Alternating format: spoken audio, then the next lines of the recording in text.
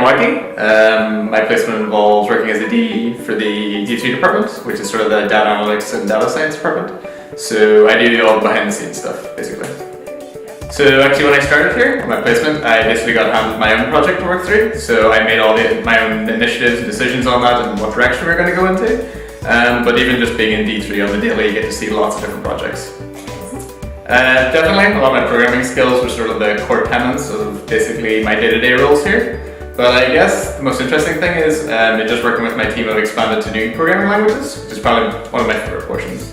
The culture here at Allstate is totally different to anywhere I've worked before. It's kind of its own beast in the sense of everybody's kind of one whole unit working together.